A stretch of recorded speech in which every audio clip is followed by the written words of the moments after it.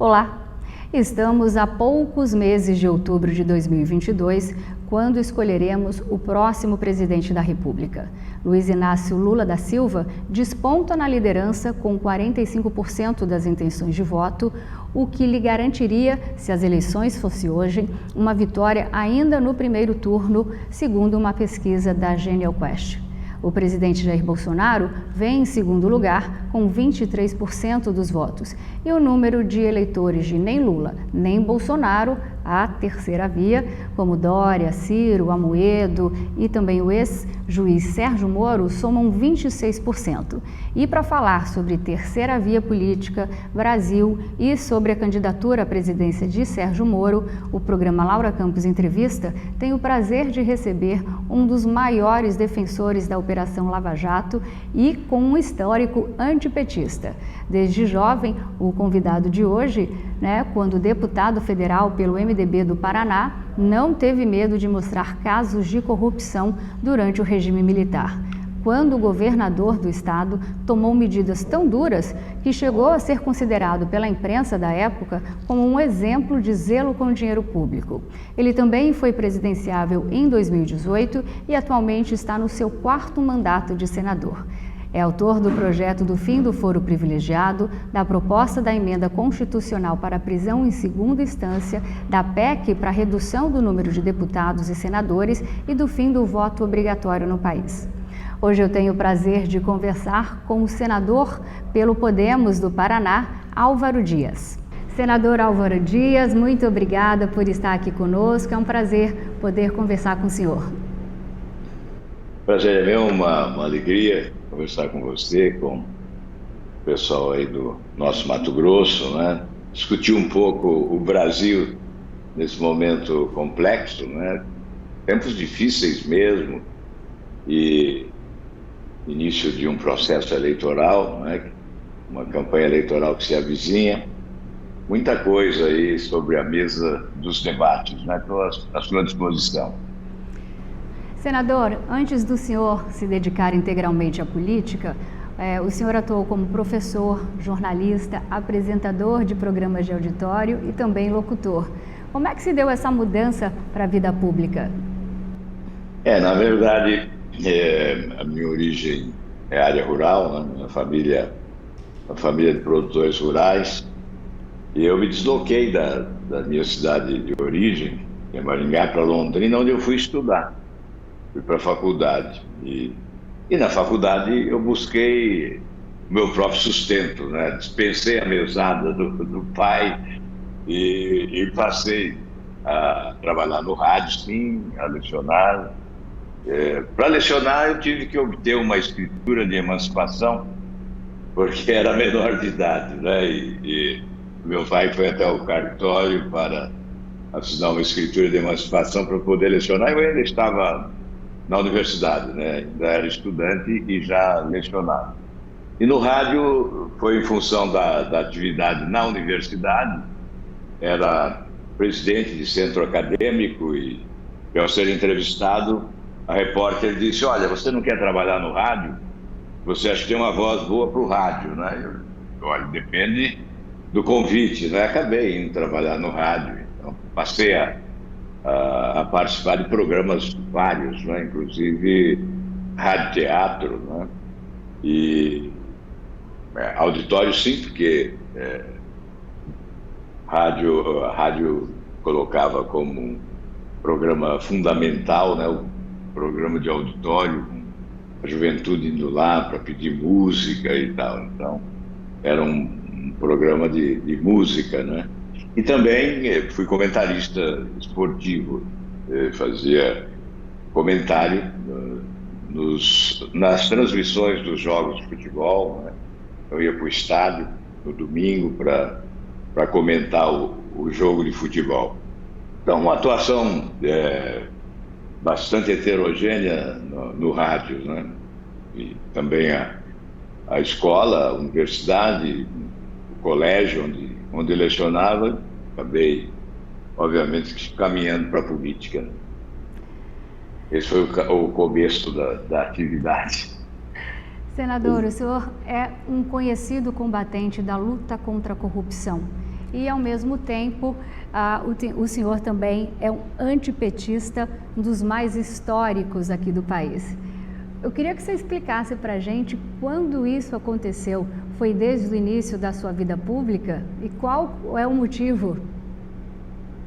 Na verdade, eu comecei muito cedo, né? Com 22 anos, eu fui eleito vereador e num período de exacerbação política, que era o período da redemocratização.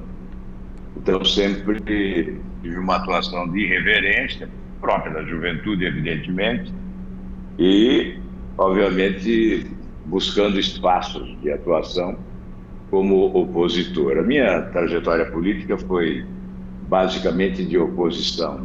Eu só não fui oposição quando governei o Paraná, não é?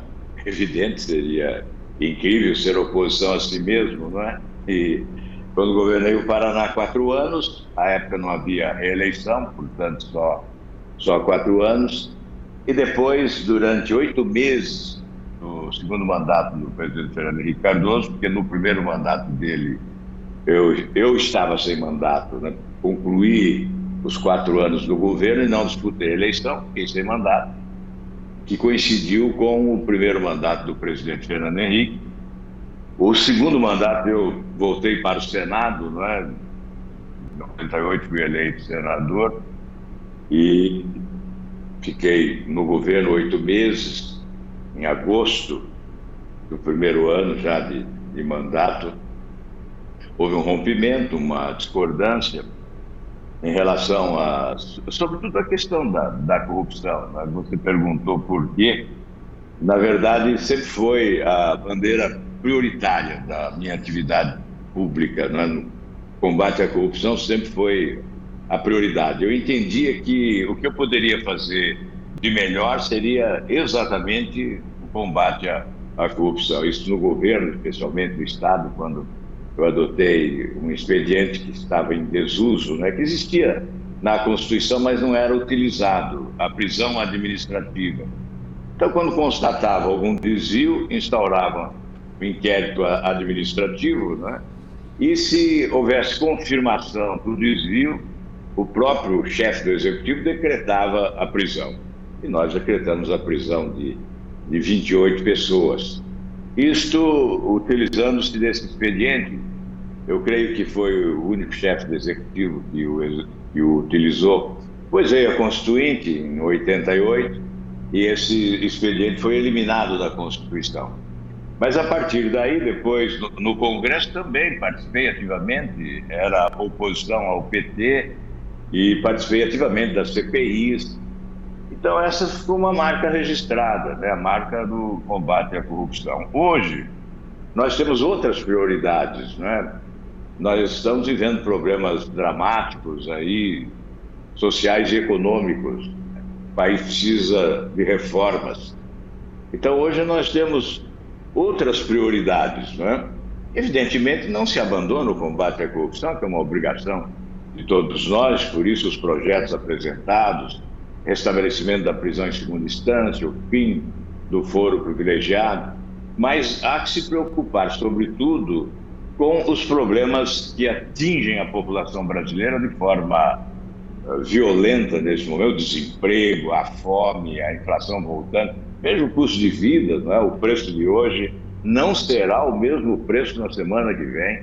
Há uma elevação de custo de vida que está atordoando as famílias brasileiras, o endividamento das famílias, né? 75% das famílias brasileiras hoje estão endividadas, então são problemas cruciais que devem presidir as nossas principais preocupações nesse momento. Por isso, quando se advoga a refundação da República, como eu venho fazendo há bastante tempo, não é? O que se advoga é mudança de sistema, reformas essenciais. O país continua sendo uma nação à espera de reformas e elas não ocorrem, né? Por isso, nós não fugimos dessa armadilha de pobreza que há no país. Por isso, eu coloco hoje como prioridade esses temas. Como o senhor falou em mudança, reformas, né? Nós estamos há poucos meses do cenário eleitoral das próximas eleições, e esse cenário ele está se tornando cada vez mais cristalizado. E como eu citei na abertura do programa, segundo uma pesquisa da Genial Quest, 26% do eleitorado não votam em Lula e também não votam em Bolsonaro, mas ainda assim eles não encontraram um candidato ideal para sua preferência nacional. Então, apesar dessa demanda geral de um nome, um terceiro nome, nenhum deles conquistou o coração dos brasileiros. Por que o senhor acha que a candidatura do Sérgio Moro não se tornou competitiva e também por que é tão difícil encontrar alguém que conquiste o eleitorado brasileiro? Olha, Laura, primeiramente, nós estamos ainda muito longe da campanha eleitoral, ainda não temos campanha. Então, nesse momento, os candidatos dependem muito da mídia nacional. Quando o noticiário é positivo sobre determinado candidato, ele tem possibilidade de crescimento. Mas quase sempre há uma divisão entre positivo e negativo. E nessa balança, às vezes o negativo prepondera. Então, não há realmente possibilidade de alguém crescer assim exponencialmente nesse período que nós consideramos de pré-campanha, não é? A campanha verdadeiramente começa em agosto. E, na verdade, a consolidação do voto ocorre depois de 7 de setembro. Então, muita água vai passar debaixo da ponte até lá. Por que o Sérgio Moro ainda não decolou? Porque está apenas aquecendo baterias, não é? Eu imagino que ele crescerá, porque tem um patrimônio adquirido na magistratura que é histórico e ímpar. Quem é que tem esse patrimônio, não é? Desbaratou uma organização criminosa, colocou barões da corrupção na prisão, atos que agradaram a população do país, que despertaram na população a esperança de uma nova justiça onde pudéssemos ser todos iguais perante a lei, ao contrário do que ocorria antes, né, quando a ideia fixa, ou o conceito arraigado no inconsciente coletivo, era de que a justiça no Brasil só alcançava os pobres, e dizem que especialmente os negros, não é? E a partir da Operação Lava Jato é que nós tivemos figuras notórias, né, de popularidade, grandes empresários, políticos, líderes políticos, né, que acabaram indo para a prisão. Então, isso, sem dúvida, significou uma mudança radical no conceito de justiça no país, e isso elevou a uma condição de ídolo, né, o juiz à época, Sérgio Moro. Pois tivemos contratempos, obviamente eu considero o maior erro jurídico da história do país, não é, cometido pelo Supremo Tribunal Federal, e a partir daí houve um certo desgaste, ainda há muita confusão em relação a essas decisões judiciais, mas durante a campanha eleitoral tudo se esclarecerá. Então eu imagino que há ainda um tempo e uma oportunidade preciosa para a mudança. Nós não podemos admitir a polarização. Nós temos várias correntes de pensamento político no país. O ideal seria que todas elas pudessem estar expostas durante o debate nacional. Mas, de qualquer modo, o que se verifica hoje é que pelo menos 3 correntes, a esquerda, a direita e um caminho do meio, 3 correntes certamente estarão protagonizando as eleições desse ano. Eu imagino que isso ocorrerá. Nós teremos, portanto, Lula de um lado, Bolsonaro do outro, e provavelmente Sérgio Moro nesse caminho do meio, e os demais acabarão praticamente ignorados pela população. Haverá, sim, uma concentração das atenções em torno desses 3 candidatos. E no momento em que Sérgio Moro convencer que é uma candidatura viável eleitoralmente, ele poderá, sim, cooptar votos, tanto da direita quanto da esquerda, e chegar ao segundo turno. Aí a eleição do segundo turno é outra história. Senador Álvaro, eu me lembro que nas eleições presidenciais de 2018, na qual o senhor também era candidato, houve um movimento chamado Extremos Não, e que o senhor também apoiou, com o objetivo de lançar uma só candidatura de centro. Por que naquela época a proposta não decolou? E o que o senhor acredita que agora, em 2022, é factível uma única candidatura de centro? Bem, Laura, você lembrou muito bem. Eu realmente participei desse movimento. Houve um apelo de personalidades suprapartidárias, né? Essas personalidades tentaram reunir candidatos para estabelecer uma convergência em torno de um nome apenas, e eu fui o único que ficou até o final disposto a isso. Não houve essa possibilidade, né? Um desistiu um dia, o outro dia, o outro dia, e eu acabei ficando ao final como o único disposto a discutir uma convergência. Não houve possibilidade. Na verdade, são aspirações legítimas, né? Algumas são descabidas, outras são viáveis, né? São ambições, poder, e também sempre prevalece um interesse partidário, partidos que se interessam por uma candidatura própria, na esperança de aumentar o seu cacique no jogo político. Isso tudo dificulta a convergência em torno de um nome. Teremos as mesmas dificuldades agora, né? Há uma tentativa, houve já mais um esforço precedente a este momento, não é? Mas não chegamos à possibilidade de entendimento. É difícil chegar a essa convergência.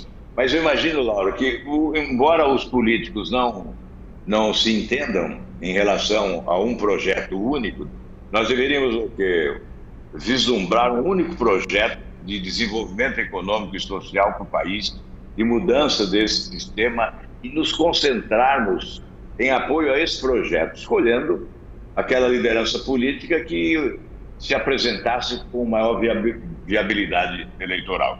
Então, como eu disse, isso se torna impossível. Então, eu imagino que, já que as lideranças políticas não conseguem convergência, o eleitor acabará determinando a convergência. É por isso que eu disse que nós teremos 3 polos de debate, 3 candidaturas liderando projetos diferentes. Um da extrema-esquerda, outro da extrema-direita, e o outro, que é Sérgio Moro, nesse caminho do meio, né, liderando um projeto de mudança para o país. E a população fará a escolha. Eu repito, se Sérgio Moro conseguir aparentar viabilidade eleitoral, ele poderá vencer, sim, e chegar ao segundo turno. Vai depender muito dele, da sua competência de se comunicar, da demonstração do seu preparo, e certamente isso será fundamental para ele conquistar votos à direita e votos à esquerda e chegar ao segundo turno. Chegou a hora de um rápido intervalo comercial. Já voltamos com o senador pelo estado do Paraná, Álvaro Dias.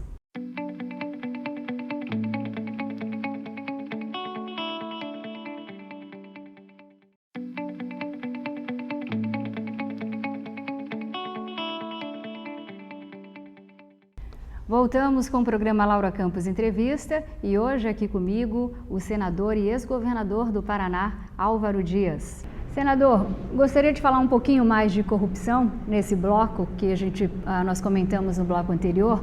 Quando o senhor foi governador do Paraná, tomou medidas duras, no combate à corrupção, como a demissão de funcionários fantasmas. O senhor também invalidou aposentadorias feitas por governos anteriores para o Tribunal de Contas do Estado e até rompeu um contrato superfaturado da obra de uma usina que economizou quase 100 milhões de dólares naquela época aos cofres públicos do Paraná. E também foi considerado pela imprensa como um exemplo de zelo com o dinheiro público. Eu pergunto, depois de todos esses anos, o Brasil de hoje está dividido entre a esquerda e a direita ou entre homens honestos e ladrões da República que assaltam o país? Essa divisão seria adequada, né? Nós deveríamos realmente dividir o país entre o país decente e o país da indecência, da corrupção. Infelizmente, não é essa a divisão que prevalece. Nós estamos verificando que há aí a prevalência desta divisão ideológica na extrema-esquerda e extrema-direita.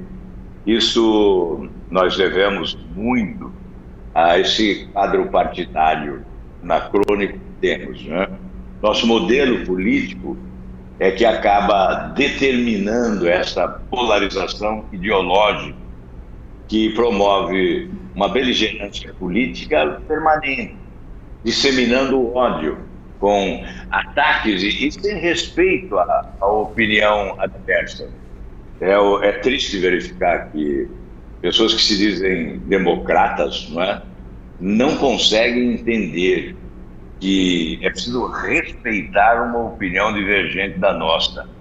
E é preciso reconhecer, inclusive, que às vezes o outro está certo e eu estou errado. Isso é essencial na democracia. O nosso sistema político é certamente produtor dessa dicotomia, dessa beligerância, dessa polarização. Com 30 e tantos partidos políticos, é evidente que não há espaço para 30 correntes do pensamento político brasileiro. Então, uma reforma política é essencial para reduzir o número de partidos políticos, obviamente, e com isso nós teríamos um espaço mais adequado para que nós pudéssemos assistir um debate nacional com a presença de correntes do pensamento político brasileiro que são divergentes, que devem ter o seu espaço. É por isso que eu entendo, Laura, que infelizmente a divisão não se dá entre honestos e desonestos. A divisão que se dá é ideológica. E muitas vezes brasileiros ignoram a desonestidade, não dão importância à honestidade, não dão importância ao combate e lamentavelmente também o que nos desestimula muitas vezes é a generalização. E, aliás, é bom dizer, a generalização é burra mesmo, porque desestimula aqueles que se comportam.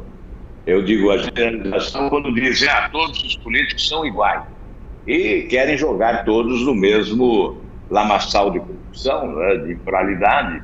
Isso é muito ruim para o país e para a democracia. É preciso saber, sim, distinguir e reconhecer que na política existem pessoas de bem. Nós entendemos que o brasileiro, quando descobrir que é importante valorizar as pessoas de bem na política, vai atrair mais talentos para a atividade pública. Hoje, pessoas talentosas muitas vezes desistem de participação, não aceitam vir para essa selva da política, que é um campo da inversão dos valores, das incompreensões, das injustiças. Isso é um desestímulo, exatamente porque essa generalização nos machuca bastante. É preciso mudar esse sistema político, que certamente, com a mudança desse modelo político, nós poderemos evoluir, alcançar um patamar de maturidade política que possibilite avanços. Senador, o senhor sabe que às vezes eu falo para o meu pai que eu gostaria de ser candidata para lutar um pouco mais aqui pelo estado de Mato Grosso. E ele sempre me desestimula, porque ele fala, hoje em dia não compensa. As pessoas não conseguem separar o joio do trigo.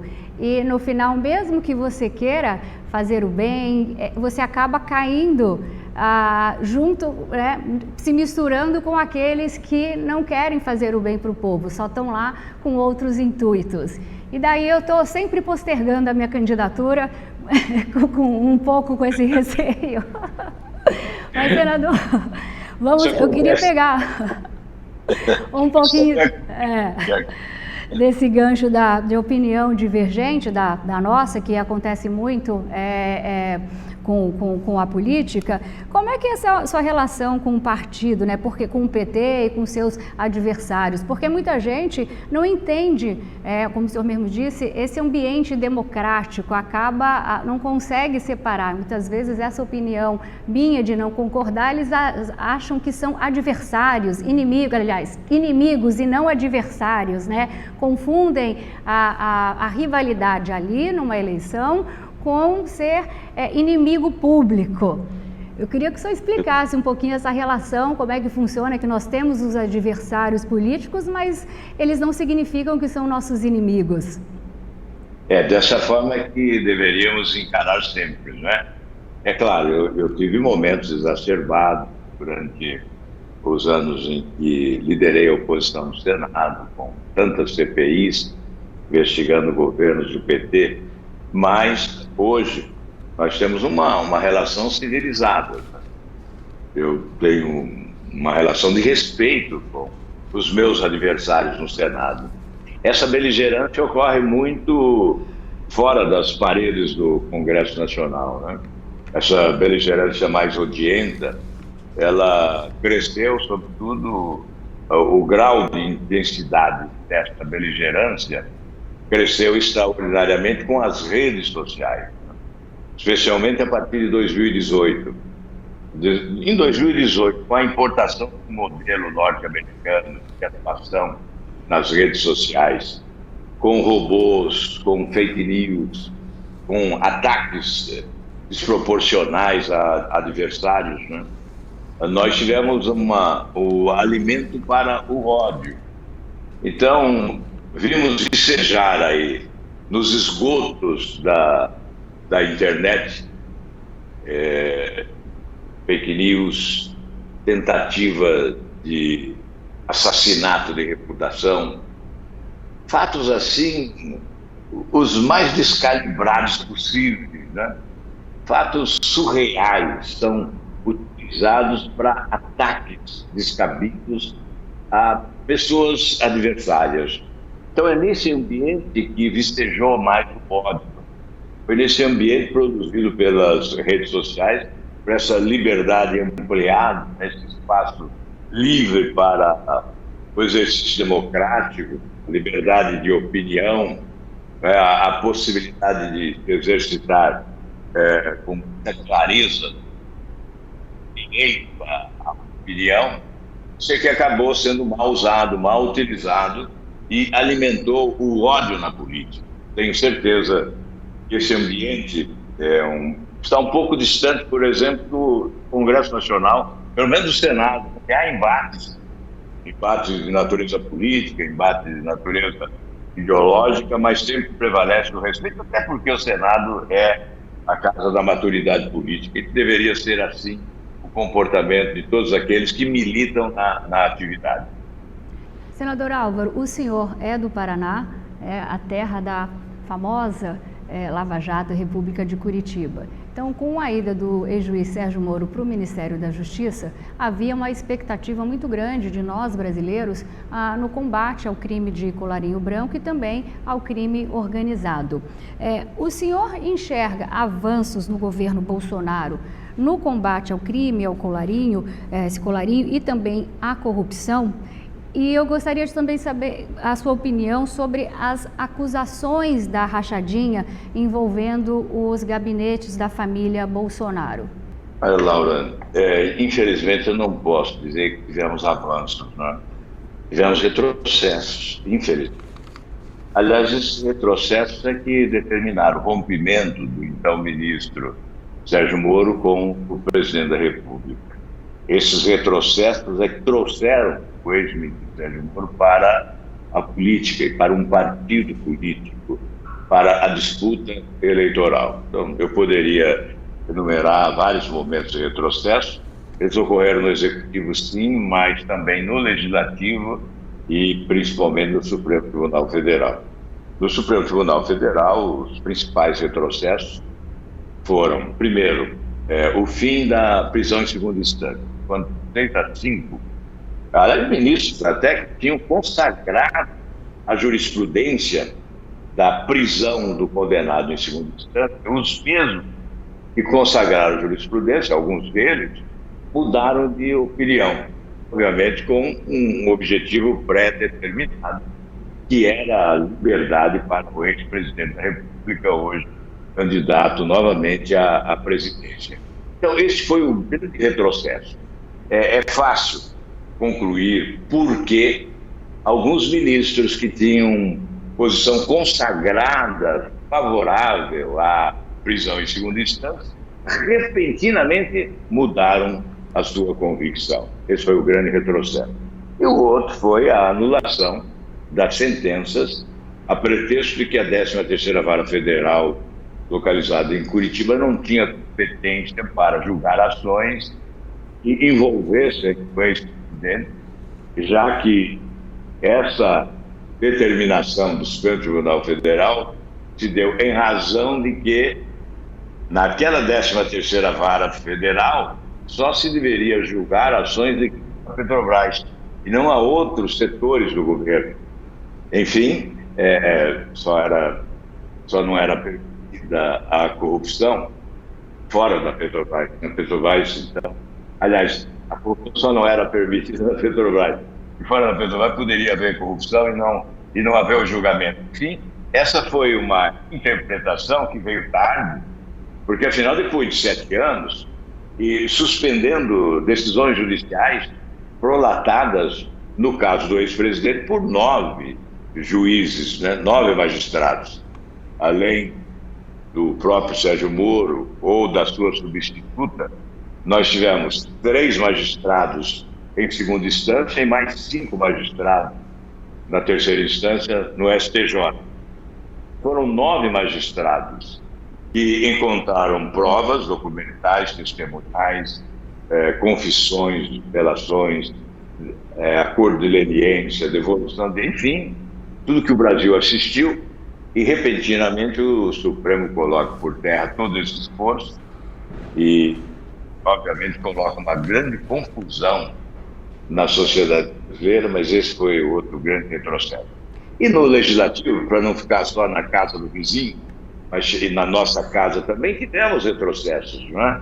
A lei de abuso de autoridade foi um retrocesso, ela teve que dar investigadores, os que denunciam, os que julgam. Nós tivemos retrocesso em relação àquele pacote de medidas anticorrupção. As propostas foram deterioradas na Câmara dos Deputados, até mesmo o pacote anticorrupção do Ministério da Justiça, do Ministério do Moro. Esse pacote seguraram. Tivemos retrocessos também legislativo. Eu concordo com o senhor, porque é engraçado que o Supremo julgou agora o que eles já sabiam há anos atrás, né? E de repente todo mundo mudou de opinião, já estava consagrado e 8 anos depois, 6 anos depois, não aconteceu. Se eles já sabiam lá, por que eles mudaram de opinião agora? Não já cortaram naquela época? É verdade, isso sem dúvida nenhuma, eu creio que tenha sido, ou não diria maior erro jurídico da nossa história, mas o de consequências imprevisíveis, né? Tanto é que, como desdobramento, outros se beneficiaram dessa decisão, uma decisão que tinha um foco, né? Tinha um objetivo, que era liberar o ex-presidente Lula, acaba beneficiando tantos outros que já foram liberados, que já estão livres, não é? E que estão por aí. Então, veja as consequências desta decisão infeliz, que eu considero, sim, um grande erro judiciário. Senador, depois da derrota eleitoral em 2018, o senhor, como líder do Podemos, conseguiu capitanear uma nova força política lá dentro do Senado Federal, o movimento Muda Senado, que se tornou uma marca histórica na casa. Eu queria que você explicasse para os telespectadores o que é esse Muda Senado, quais são os objetivos. Na verdade, no início, quando chegaram alguns senadores novos, entre eles a Selma Ruda e do Mato Grosso, né? Os senadores estavam, de certa forma, desencantados, né? Estavam frustrados, sentindo-se impotentes a mudar as coisas no Senado. E aí nós nos reunimos e decidimos organizar esse Muda Senado. E durante 2 anos existiu. Depois, quando chegamos aí ao processo eleitoral, os interesses eleitorais acabaram prevalecendo, esse movimento se esgotou. Mas ele tinha por objetivo exatamente dar consequência.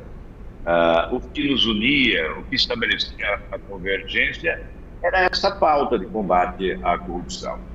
Isso foi essencial para a formatação desse grupo E depois, quando nós tivemos a eleição da presidência do Senado, é que aí esse grupo se desfez.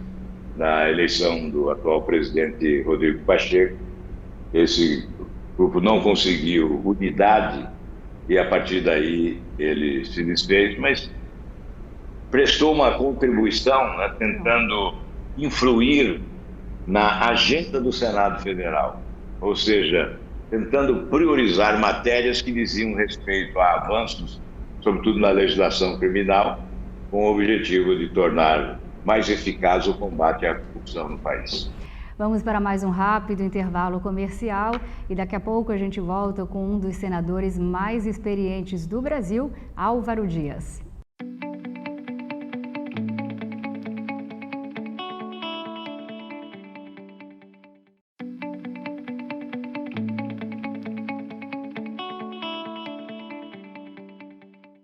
Estamos de volta com o programa Laura Campos Entrevista e hoje estamos conversando com o senador e adversário ferrenho do Partido dos Trabalhadores, Álvaro Dias. Senador, nós estamos entrando na terceira onda de uma pandemia, talvez, e na primeira fase nós tivemos mais de 600 mil mortos. O Brasil, infelizmente, atingiu essa trágica marca, né? 600 mil brasileiros tiveram suas vidas ceifadas. Seguramente um dos momentos mais tristes aqui da história do país. Assim como o presidente Bolsonaro, o senador do seu partido, Marcos Duval, também defendia o tratamento precoce. O senhor também compartilha da mesma opinião? Não, em hipótese alguma. Eu acho que nós devemos nos orientar pela ciência, valorizar aqueles que estudaram, pesquisaram e, obviamente, possuem autoridade para orientar a população no momento da dor, do sofrimento e de perdas irreparáveis, como tivemos uma pandemia, tragédia. Então, obviamente, se todos nós tivéssemos respeitado os ensinamentos da ciência, nós teríamos dado muitas das mortes se tornaram evitáveis em razão não podemos de forma alguma substituir a ciência. Ela é que tem inteligência para nos orientar nesse dramático de tragédias como essa. Um outro ponto que chama muito a atenção do governo Bolsonaro é a presença de militares. Eles estão espalhados em todos os ministérios e também foram agraciados com aumentos. Alguns generais, inclusive, podem acumular até 2 proventos. Eu sei que o senhor é um historiador, então eu pergunto, entre o remédio e o veneno é só uma questão de dose, né? Qual a sua opinião sobre os militares estarem ocupando cargos de confiança do governo Bolsonaro? Isso não politiza a tropa, né? É verdade, é preciso separar bem. O Exército, as Forças Armadas possuem uma missão constitucional consagrada. Estabeleceu o limite entre a ação da instituição e a de governo. Os militares devem prestar serviços portanto, ao Estado e não a este ou aquele governo. Nada impede que militares na reserva possam dar a sua contribuição ao executivo. Os militares na ativa é que devem ser preservados para a função constitucional. Aqueles que eventualmente podem ser utilizados em razão do preparo, da aptidão, da qualificação técnica, podem ser aproveitados eventualmente em Senador, eu queria falar um pouquinho da privatização da Eletrobras. Agora ela está marcada para o segundo semestre e nós vamos, com a privatização, nós vamos abrir mão de comandar uma empresa extremamente lucrativa e com importância crucial no processo de desenvolvimento econômico e social do país. Por que privatizar uma empresa que teve 6,4 bilhões de lucro em 2020, distribuiu dividendos de 2,5 milhões de reais em 2019 e só no primeiro trimestre, do ano passado apresentou um lucro de 1,6 bilhão de reais. Somos nós que não sabemos fazer conta ou tem algum outro interesse por trás dessa privatização? Lamentavelmente, há interesses escusos, sim, nessa proposta de privatização. É uma empresa estratégica, lucrativa, como você disse, fundamental para o país. Se a energia chega a localidades longínquas e pobres, nós devemos a Eletrobras. Uma empresa privada que tem por objetivo, e isso é legítimo, o lucro, certamente não prestaria o serviço que a Eletrobras prestou durante todos esses anos. Mas o que é fundamental dizer é que o projeto é um projeto que chegou do governo com um texto e na Câmara dos Deputados ele engordou. Jabutis foram colocados sobre essa árvore da privatização para atender determinados setores. E nós reagimos a isso. Discutimos contra, debatemos contra, votamos contra e ingressamos com uma ação direta de inconstitucionalidade junto ao Supremo Tribunal Federal. Até hoje o Supremo não julgou essa ação de inconstitucionalidade.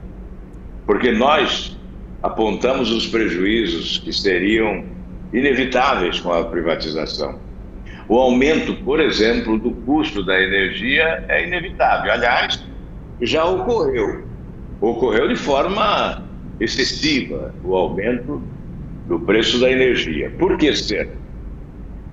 Não seria já uma preparação para a privatização da Eletrobras, esse aumento abusivo das tarifas de energia no país? Talvez seja essa a razão, não é? Então, em resumo, não era o momento para a privatização da Eletrobras.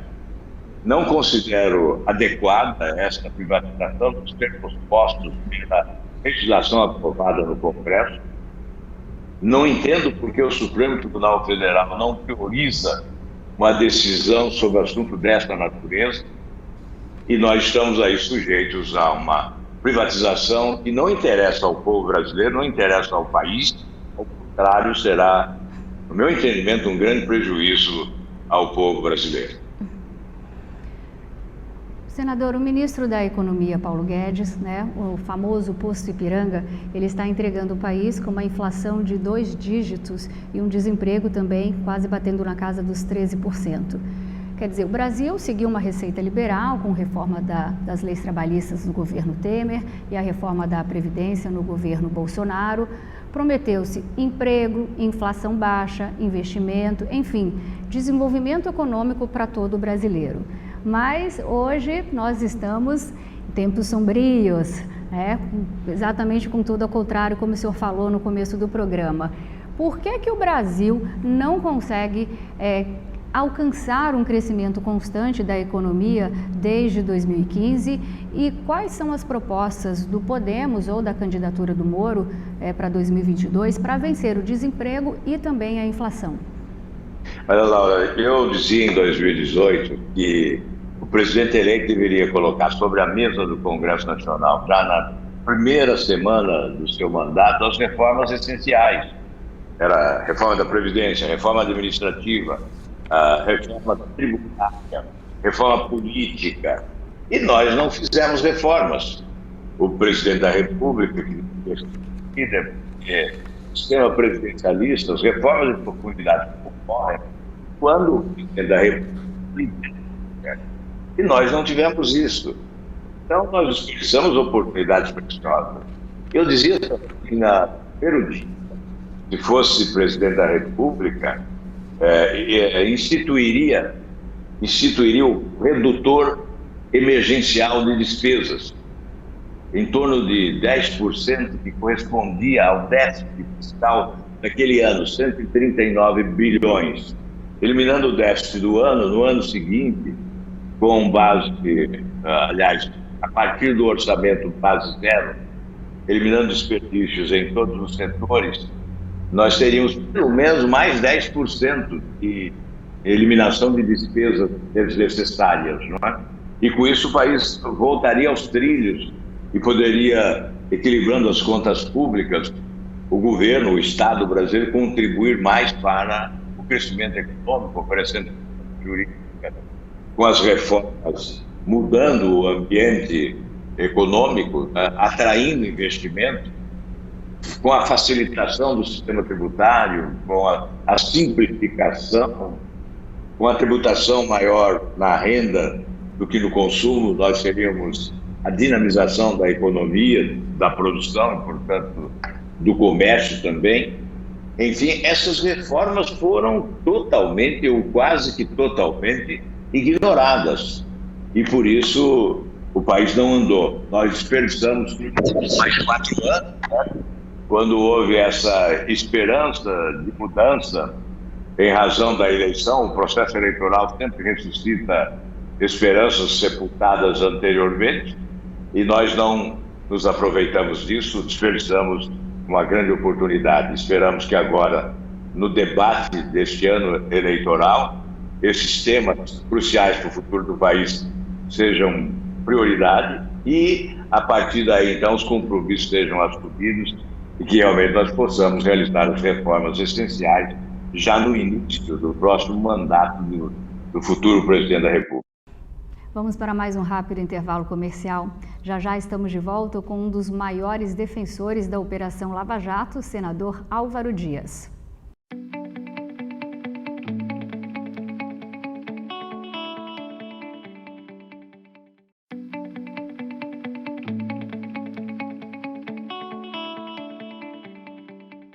Voltamos com o programa Laura Campos Entrevista e hoje comigo o senador e ex-governador pelo Paraná, Álvaro Dias. Senador Álvaro, o senhor já está no seu 3º mandato de senador.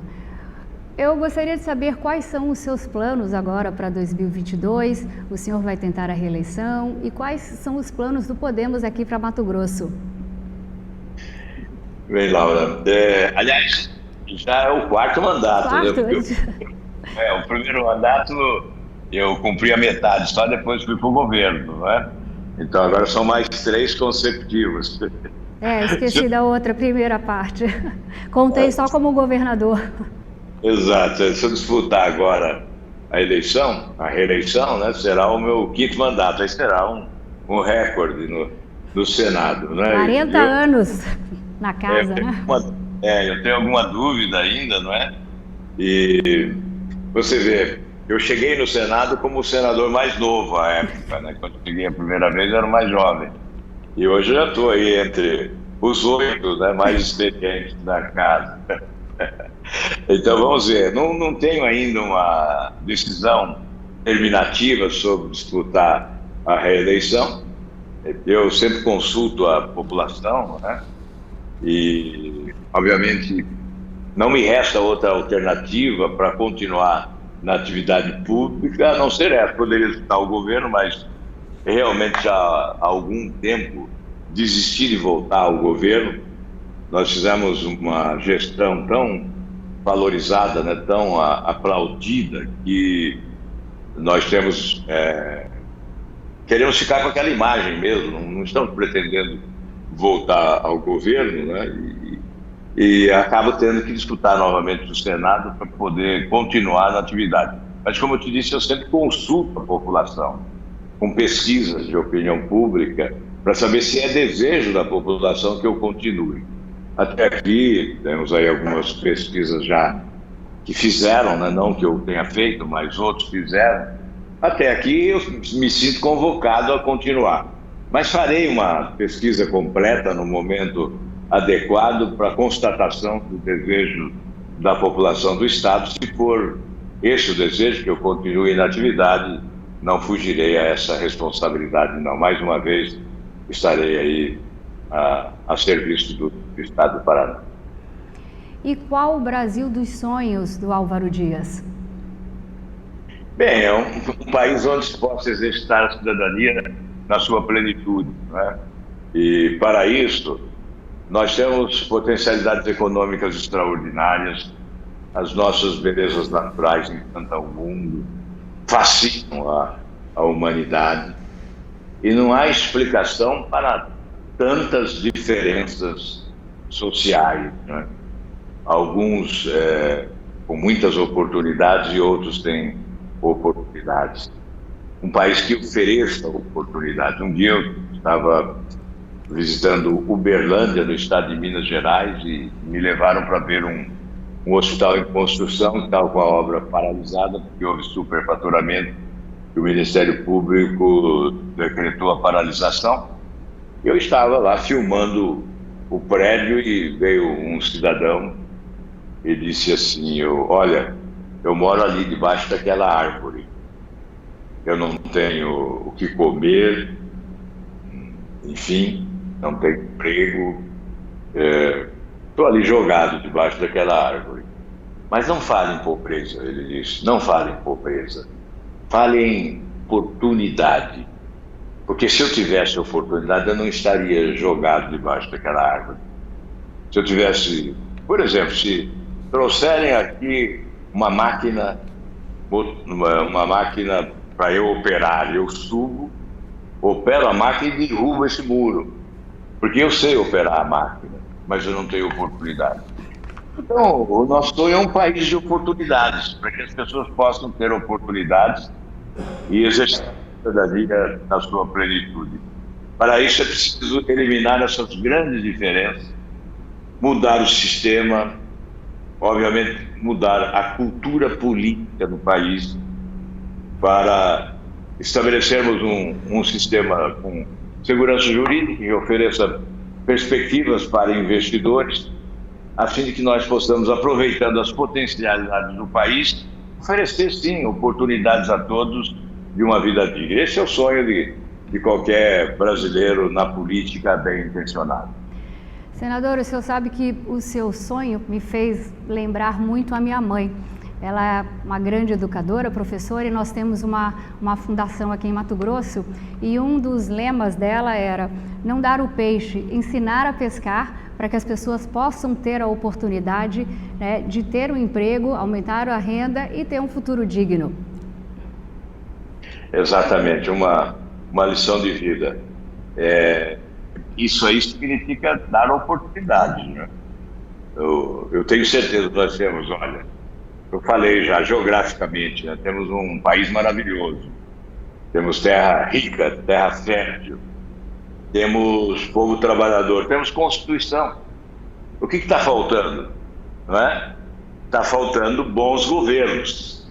Isso é que está faltando. Então, a responsabilidade tem que ser jogada no colo das autoridades públicas brasileiras. E eu não estou aqui carimbando ninguém, não estou dando o endereço, eu estou falando em tese. O que nos falta é bom governo. E isso em qualquer circunstância. Senador, para nós terminarmos, só os inconformados promovem mudanças e escrevem a história.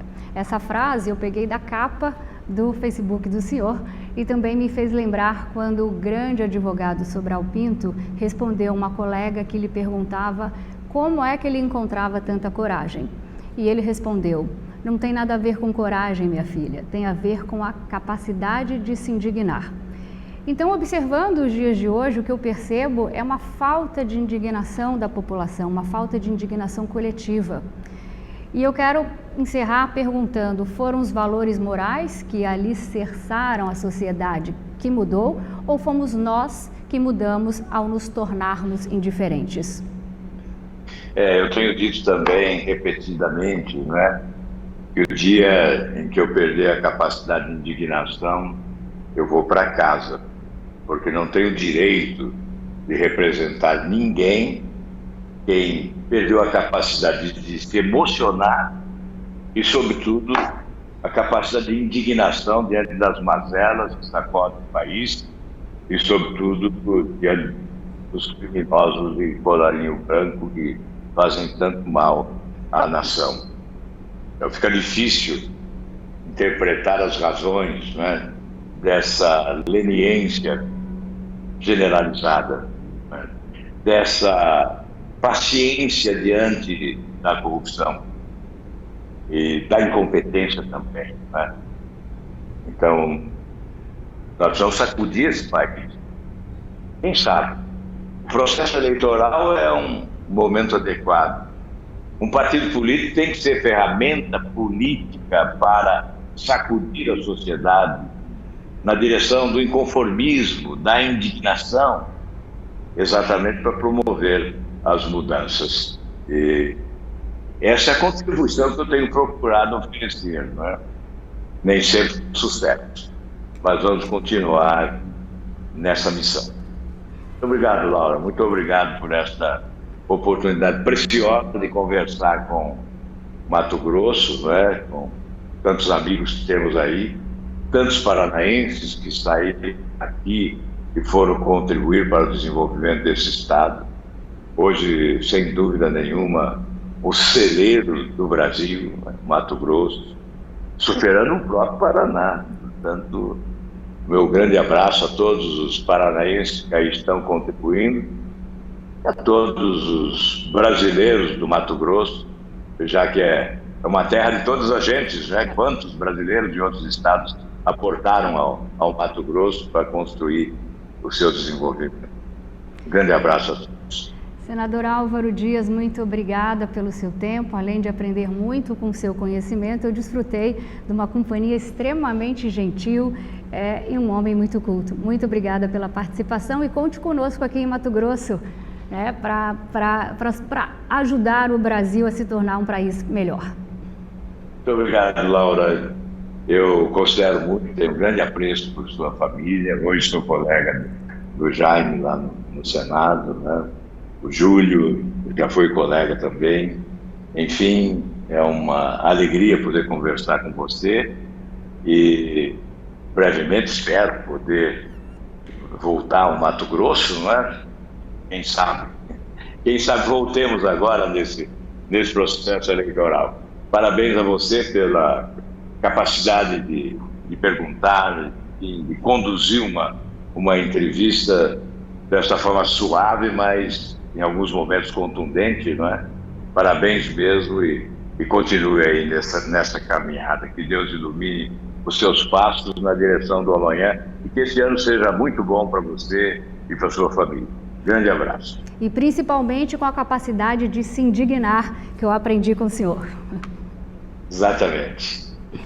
Até mais. E a você que nos acompanhou até agora, muito obrigada pela participação e continue ligado aqui na TBO, a TV que você se vê.